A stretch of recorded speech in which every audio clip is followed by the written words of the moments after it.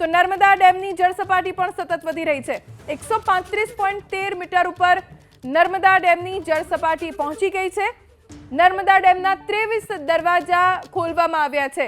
પહેલી વખત 23 દરવાજા ખોલીને આ સિઝનમાં ડેમમાંથી પાણી છોડવામાં આવી રહ્યું છે।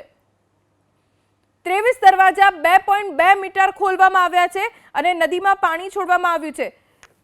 4,18,250 ક્યુસેક પાણી નદીમાં છોડવામાં આવ્યું છે અને નર્મદા ડેમની જળ સપાટી વધતા પાણી નદીમાં છોડાતા હવે નર્મદા નદીમાં પણ જળ સપાટી સતત વધી રહી છે। મુશળધાર વરસાદના કારણે આણંદમાં પણ જળબંબાકારની સ્થિતિ સર્જાઈ। અનેક વિસ્તારો જળમગ્ન બની ગયા છે। દુકાનોમાં પાણી, ઘરમાં પાણી। ધોધમાર વરસાદના કારણે લોકો પારાવાર મુશ્કેલી આજે સવારથી જ સહન કરી રહ્યા છે। અનેક સોસાયટીમાં પાણી ભરાઈ ગયા છે। જળ કર્ફ્યુ જેવી સ્થિતિ અત્યારે સર્જાઈ છે, કેમ કે ઘરની અંદર પાણી, ઘરની બહાર પણ પાણી। લોટિયા ભાગોળ નજીક આવેલું લોટેશ્વર તળાવ ઓવરફ્લો થયું છે અને તળાવના પાણી રસ્તા ઉપર ફરી વળ્યા છે। કેટલીક જગ્યાએ તો કમર સુધીના પાણી ભરાઈ ગયા છે।